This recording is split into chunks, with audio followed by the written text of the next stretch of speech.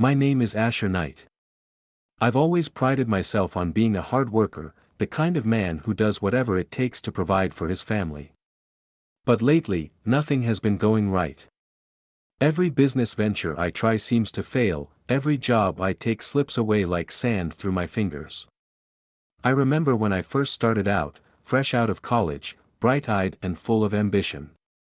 My wife, Celine, and I were a perfect team. She had this light about her, a sparkle in her eyes that made me believe that no matter how tough things got, we'd make it through together. She believed in me back then, hell, she still does, or at least I thought she did. But now, everything feels different. Celine doesn't look at me the way she used to. The warmth in her gaze has faded, replaced by something cold and distant. I can tell, her patience is running thin. And so is mine. We've had our share of struggles, like any couple.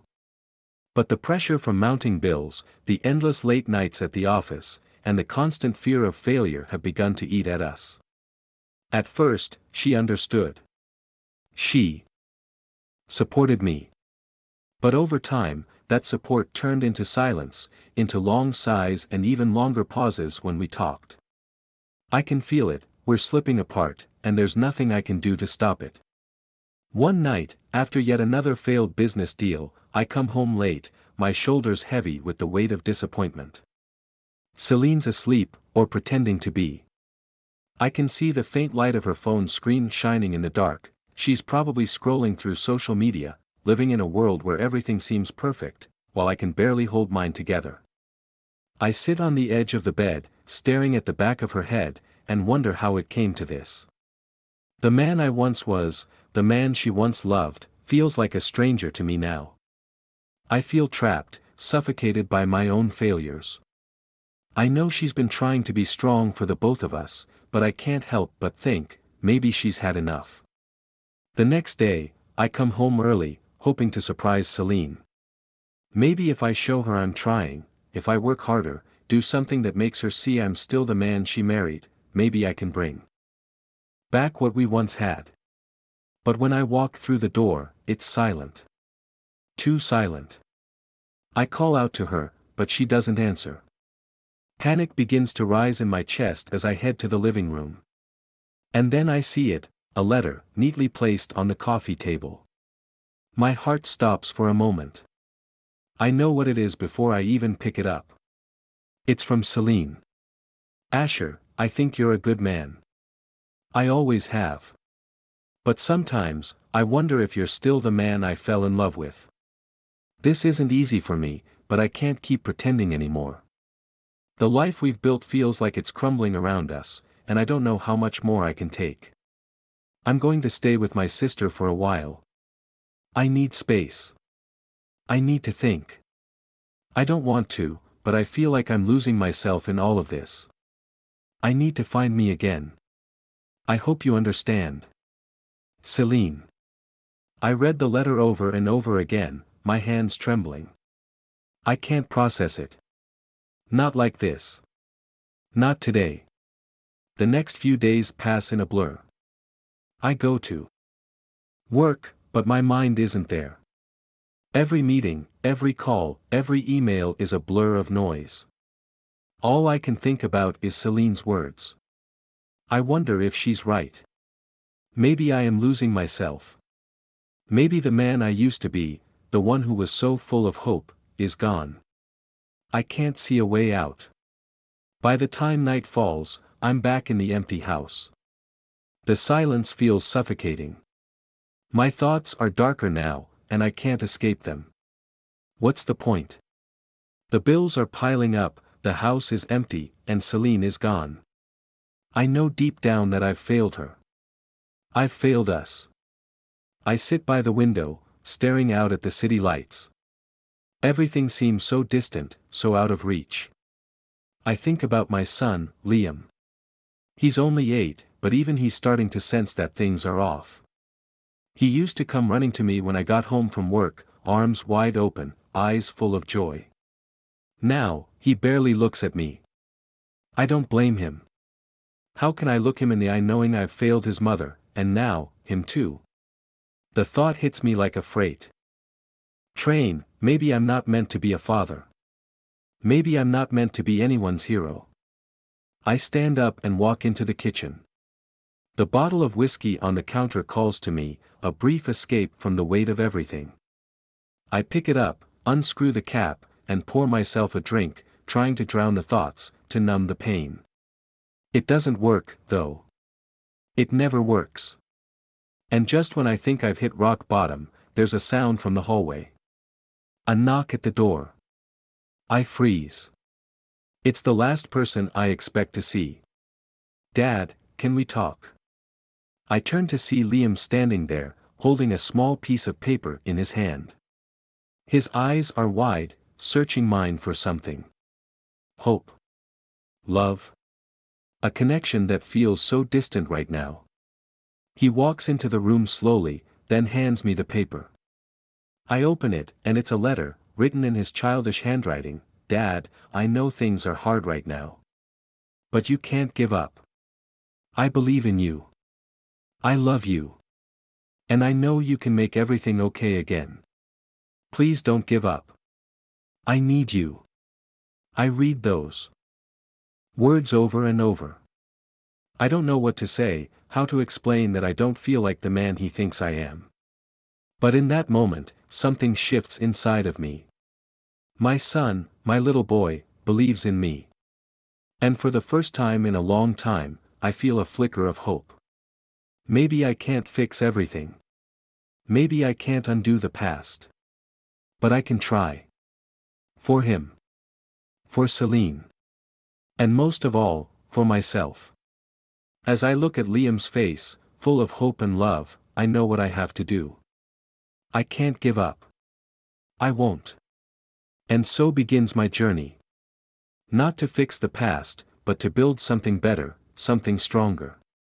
A man's true strength doesn't lie in never falling, but in rising again after every fall. I spent the next few days in a daze, replaying Liam's letter over and over in my mind. The words were simple, but they were exactly what I needed to hear. They were the spark I had been looking for, the reason to wake up and try again, even if everything felt broken beyond repair. But even with this newfound resolve, the journey ahead seemed insurmountable. Celine was still gone, and I didn't know when, or if, she'd come back. The house felt emptier than it ever had. The walls seemed to close in on me, but every morning I tried to remind myself of my purpose, my son, my family. I had to rebuild my life. But how? The next morning, I made a decision. I would take a different approach. I wasn't going to chase after another business idea that could easily collapse under the weight of my insecurities.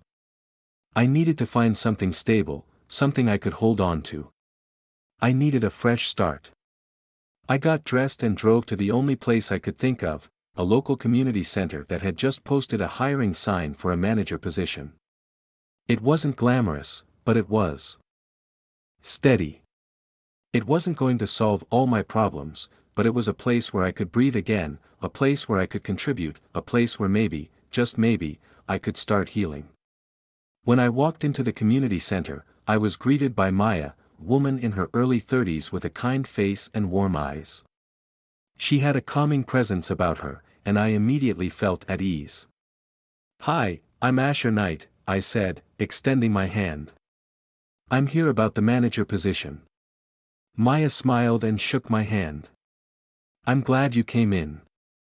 We've been looking for someone with leadership experience. I've heard good things about you." Her words felt strange, like they didn't belong to the broken man I had become. I almost couldn't accept them. We talked for a while about the responsibilities of the job, and as I listened, I could feel my anxiety easing. The work didn't seem difficult, and it was something that would keep me busy and engaged, something that would require me to think about others, rather than wallow in my own failure. "I think you'll do well here," Maya said as we wrapped up the interview. "I'll let you know within a couple of days." I left the community center that day with a sense of cautious optimism. It wasn't the breakthrough I had been hoping for, but it was a step forward. And sometimes, a step forward was all you could ask for. The next few days were a blur of waiting, hoping for the phone call that would change everything. But deep down, I knew that no matter what, I couldn't keep waiting around for life to hand me something. I had to keep moving forward. Then, just when I was starting to doubt, the phone rang. It was Maya.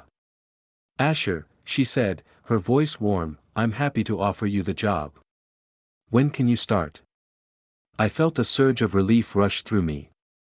It wasn't a life-altering change, but it was a beginning. A new chapter. Over the next few weeks, I threw myself into the work at the community center. It was hard, but it was rewarding.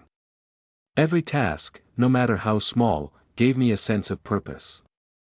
I began to feel like I was worth something again, like I wasn't just the man who failed his family, but someone who could contribute, who could make a difference. But as the days went on, I couldn't shake the feeling that something was missing. I thought about Celine constantly. I thought about how I let her down, how I lost sight of the things that truly mattered. And despite the progress I was making, I couldn't help but feel like I wasn't enough. Not for her. Not for Liam. One evening, after a long day of work, I sat at the kitchen table, staring at the half-empty glass of water in front of me.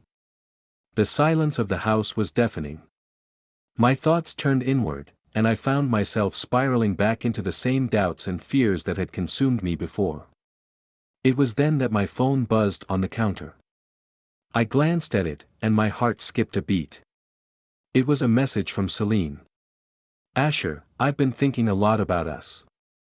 I know things have been hard, and I don't know what the future holds, but I'd like to talk. Can we meet tomorrow?" I stared at the message, unsure of how to respond.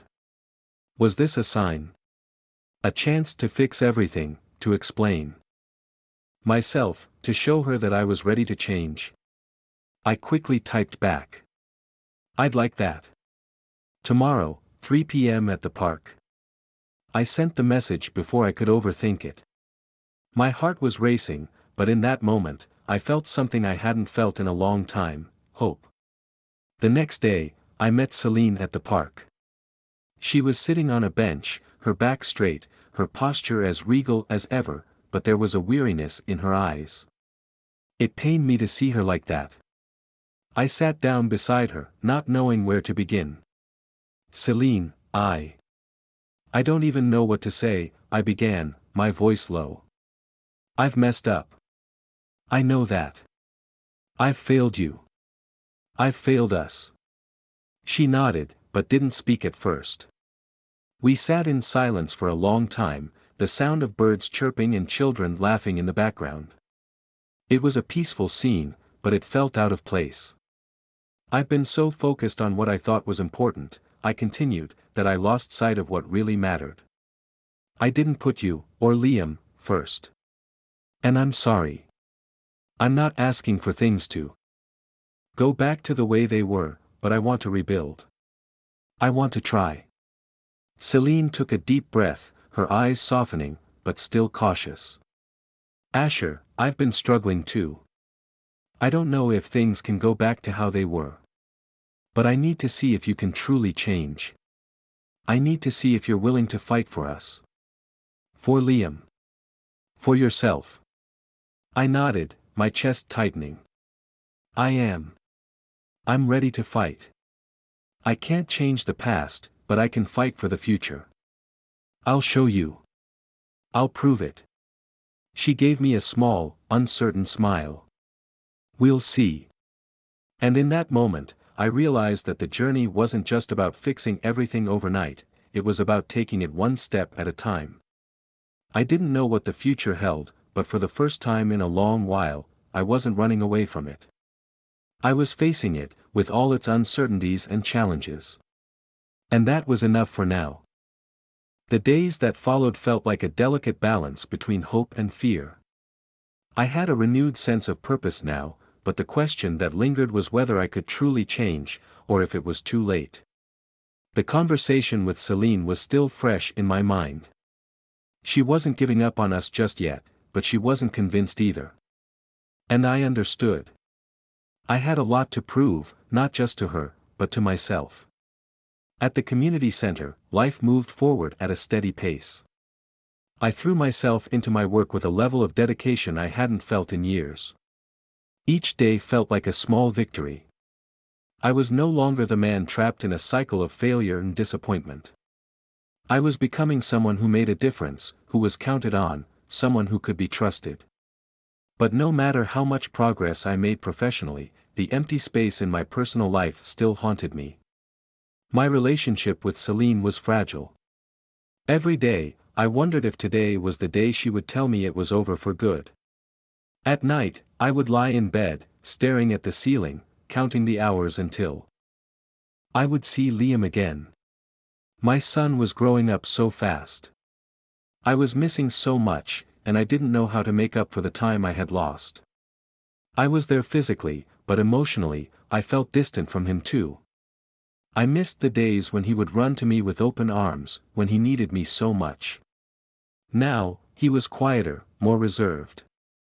I didn't blame him. How could I? I had been the one to pull away first.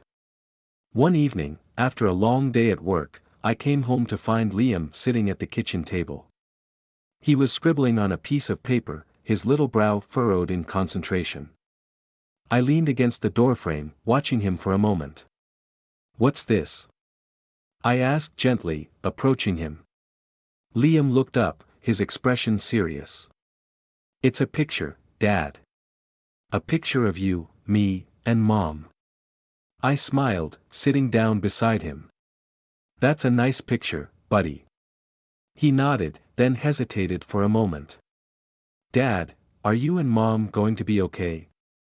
The question caught me off guard.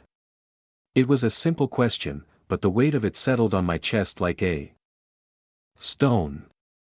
"I don't know yet, Liam," I said honestly. "But I'm trying. I'm doing everything I can to make things better." Liam didn't say anything for a long while, and I could see the uncertainty in his eyes. My heart broke a little. He shouldn't have to worry about these things. He should be focused on playing, on school, on being a kid. But here he was, carrying the weight of our broken family on his tiny shoulders. "I know you're trying, Dad," he said quietly, as if reassuring himself. "Just, don't give up." The words were simple, but they struck me deeply. Don't give up. I had almost given up on myself so many times. Now, my son was asking me not to give up on him, on us. I swallowed hard and pulled him into a hug. "I won't, Liam. I promise. I'll never give up." The next day, I went to work with a renewed sense of determination. I was starting to realize that every moment I spent with Liam, every moment I spent trying to rebuild my life, mattered. Even if Celine wasn't ready to come back, even if she wasn't sure I could change, I was still moving forward. For Liam. For my family. For me. At the community center, Maya could see the shift in me. There was a spark in my eyes now, something I hadn't had before. She commented on it one afternoon as we worked together to organize a fundraising event for the center. "You've really turned things around, Asher," she said, her voice filled with quiet admiration. "It's amazing to see." I smiled faintly, though it didn't feel like enough. "I'm just trying to get my life back on track. It's a slow process, but I'm getting there." Maya nodded. "You're doing great. Don't sell yourself short." By the time the fundraising event rolled around, I was feeling more like myself than I had in years. I was working harder than ever, but I was also finding a sense of peace that had eluded me for so long. I was seeing Liam more often, spending time with him, even if it was just sitting and talking. I hadn't realized how much I missed those quiet moments until they came back. But still, the question of Celine loomed. We hadn't spoken much since that day at the park. I wasn't sure if I was giving her the space she needed, or if I was just pushing her away further.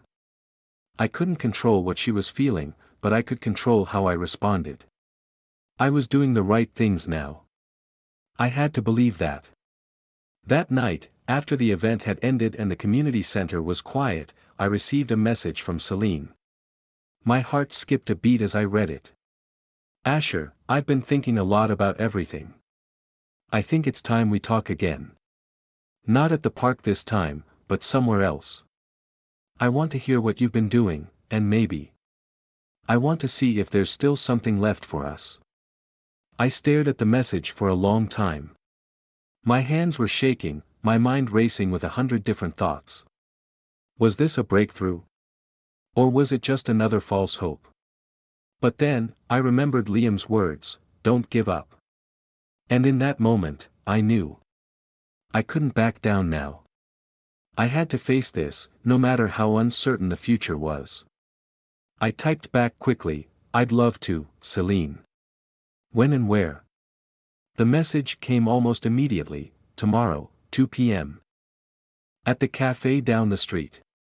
I'll be waiting. Tomorrow. This could be it. This could be the moment that either built our future or ended everything for good. I stood up from my desk, walking over to the window. The city lights glittered outside, reflecting my swirling emotions. I was terrified, but I was ready. For once, I wasn't afraid of the unknown. Because no matter what happened, I was going to keep fighting. I owed it to myself, to Liam, and to Celine. The next chapter of my life was about to unfold, and I wasn't going to let fear control me anymore. The next day felt like an eternity. I couldn't focus at work. Every little sound, every passing moment, only reminded me of the meeting that awaited me later that afternoon. My mind kept drifting to the cafe, to what Celine might say, to what she might feel. I had no idea where she stood, but I had to believe this was a second chance. As the clock ticked closer to 2 p.m., the weight of the decision before me grew heavier. I wasn't sure if I was ready to hear what Celine had to say, but I knew one thing for sure, I couldn't let this moment slip away. When I arrived at the cafe, I saw her sitting by the window, her silhouette framed by the soft light coming through the glass. She looked as beautiful as ever, though her features seemed harder now, more distant. The years had taken their toll on both of us, but I couldn't deny the pull I felt toward her. I walked over slowly, unsure of how to approach. Celine, I said, my voice betraying the nerves I felt. She looked up, offering me a small, uncertain smile. Asher. I sat down across from her, the air between us heavy with all the unsaid things. The silence lingered for a moment, before she finally spoke. I've been thinking a lot, Asher. About us. About everything. Celine paused, her eyes searching mine. I know I've been distant. I know I've kept my distance from you and from Liam. But I had to. I needed to find out if I could trust you again. I nodded, my chest tightening at her words. I wanted to reach out, to reassure her that I was different now, but I kept my hands on the table, waiting for her to continue. Seeing you change, seeing you try, it's been hard for me. I'm not used to this version of you, the one who's trying to make things right. And it scares me. Her voice cracked slightly, a hint of vulnerability breaking through her guarded exterior. I leaned forward, my heart pounding in my chest. I know I hurt you, Celine. I know I failed you. But I'm not the man I was. I'm doing everything I can to be the father and husband you deserve. I can't change the past, but I can fight for our future. She didn't say anything for a long moment, just stared at me, her eyes full of conflict. Finally, she spoke again, her voice quieter now. I want to believe you, Asher. I really do. But it's not just about words. It's about actions. It's about showing me that you can keep fighting, even when things get hard. Even when it feels like we're not getting anywhere. I took a deep breath, feeling the weight of her words. She was right. It wasn't enough to just say the right things, I had to prove it, day by day, in everything I did. I know it won't be easy, I said, my voice steady. But I'm willing to fight, Celine. For you, for Liam, for us. Whatever it takes. She nodded slowly, the tension in her shoulders easing just slightly. I want to believe that. I really do. We sat in silence for a while, both of us processing everything that had been said. The air between us was thick with unspoken emotions, with the years of pain and regret that still lingered. But for the first time in a long time, there was also a sense of hope. A sense that maybe, just maybe, we could rebuild what had been broken. After a few minutes, Celine reached across the table, her hand hesitating for a moment before gently resting on mine. It was a small gesture, but it spoke volumes. She wasn't ready to fully trust me yet, but she was willing to give me a chance. And that, I realized, was all I could ask for. I'm not saying everything's fixed, she said softly, her thumb brushing over the back of my hand. But maybe we can start over. Maybe we can find a way back to each other. I felt a surge of relief flood through me, but I knew this was just the beginning. The road ahead wouldn't be easy, but it was a road I was willing to walk, step by step, no matter how long it took. After we left the cafe, I felt lighter than I had in years. We didn't make any grand promises, but there was an understanding between us, a quiet agreement that we would both try. For Liam. For ourselves. For the love that had once been there. That night, I went home with a renewed sense of purpose. I was ready to keep fighting, not just for Celine, but for the family we had built together. It was time to show her that the man she once loved was still here, and that I would do whatever it took to make things right. The following weeks were a mix of small victories and setbacks. There were moments when everything seemed to be falling into place, and then there were moments when doubt crept in, when it felt like the old patterns might resurface. But through it all, I kept pushing forward, staying true to the promises I had made to myself, to Celine, and to Liam. And slowly, things began to shift. Liam and I started spending more time together, just the two of us. We'd go for walks, play catch in the yard, or even just sit and talk about his day. It was as if the walls that had grown between us were starting to crumble. It wasn't perfect, but it was a start. And Celine, she was opening up again. There were still moments of hesitation, of fear, but I could see the change in her. She was willing to give me a chance. She was willing to try. And that was all I could ask for. One evening, after putting Liam to bed, Celine and I sat together on the couch, the soft glow of the TV illuminating the room. We didn't say much, but there was a comfortable silence between us now, something that had been absent for so long. Finally, Celine spoke, her voice quiet but steady. You know, I've been thinking. Maybe we don't need to rush things. Maybe we just take it one day at a time. I smiled, feeling a sense of peace settle over me. I'm okay with that. I don't need anything more than that. One day at a time. She leaned her head on my shoulder, and for the first time in a long time, I felt like we were exactly where we needed to be. The days following that conversation at the cafe felt like a turning point.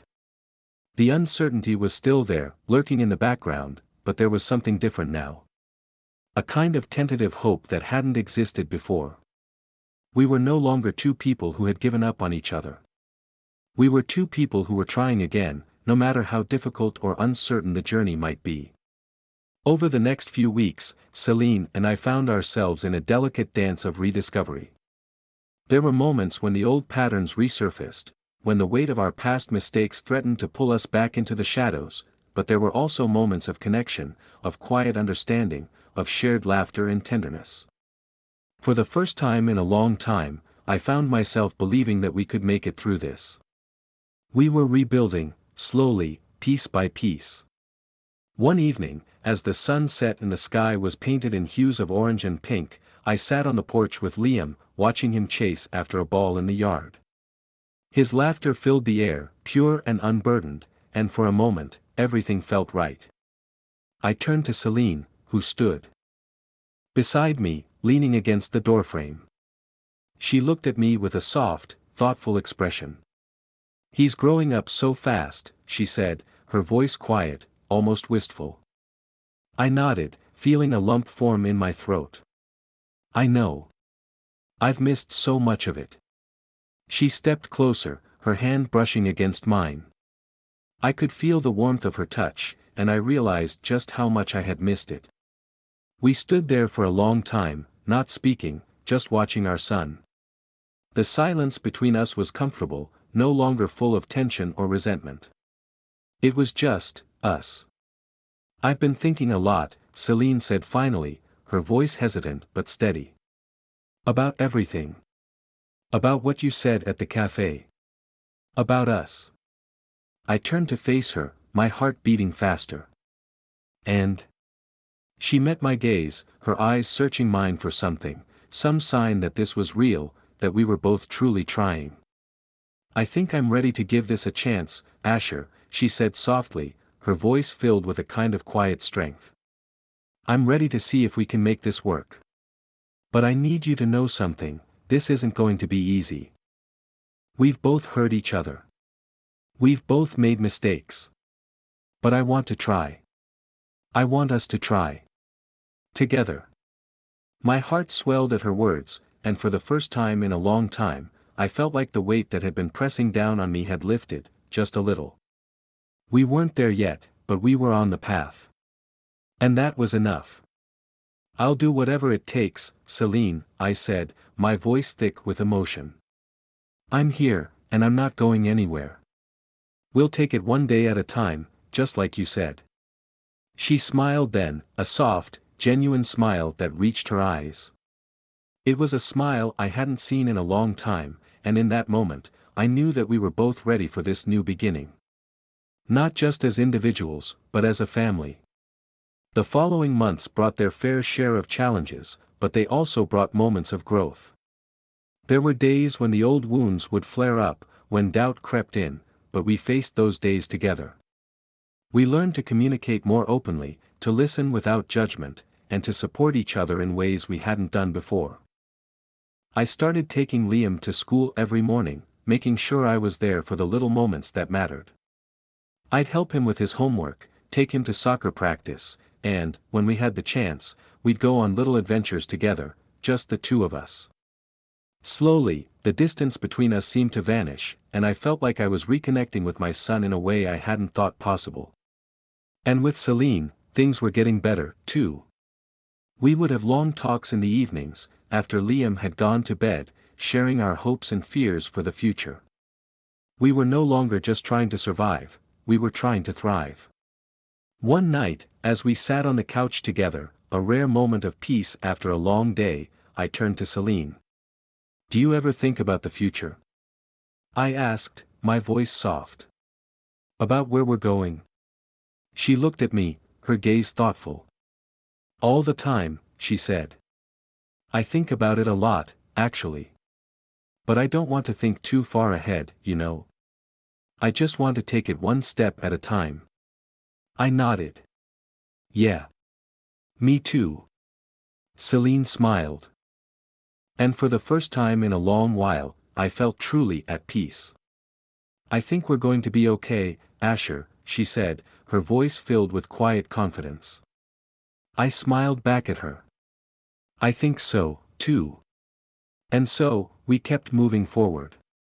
The road was still uncertain, and there would be bumps along the way, but we had something now that we hadn't had before, a real, honest chance. We were working together, building something new, brick by brick. And though I knew there would be challenges ahead, I also knew that I wasn't alone anymore. We were a family again, and that was enough.